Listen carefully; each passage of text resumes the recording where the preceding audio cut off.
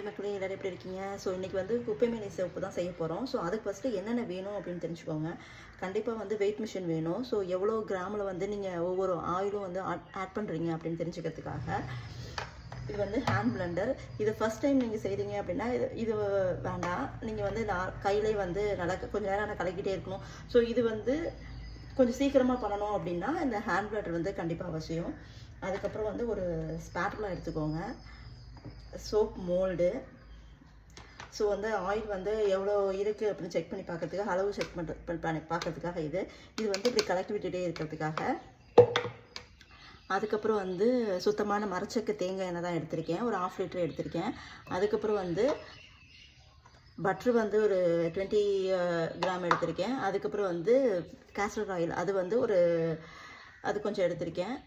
So first வந்து soap ready பண்ணுறதுக்கு நமக்கு வந்து லை வேணும். லைனா என்ன அப்படின்னா சோடியம் ஹைட்ராக்சைடு, அதாவது NaOH, அதுவும் ப்ளஸ் வாட்ரு வந்து நீங்கள் RO வாட்டர் தான் யூஸ் பண்ணணும். ஸோ நீங்கள் காஸ்டிக் சோடா வந்து 1 பங்கு எடுத்துக்கிட்டீங்க அப்படின்னா RO வாட்டர் வந்து 2 பங்கு எடுத்துக்கணும். அதாவது இப்போ நீங்கள் காஸ்டிக் சோடா வந்து 5 கிராம் எடுத்துக்கிட்டீங்க அப்படின்னா வாட்டர் வந்து 10 கிராம் எடுத்துக்கணும். ஸோ அந்த மாதிரி கால்குலேஷன் பார்த்துக்கோங்க.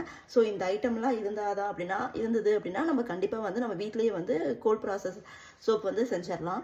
ஸோ இன்றைக்கி நான் என்ன செய்ய போகிறேன் அப்படின்னா குப்பைமேனி சோப்பு தான் செய்ய போகிறேன். ஸோ அதோட எக்ஸ்ட்ராக்ட் வந்து எடுத்து வச்சுருக்கேன்.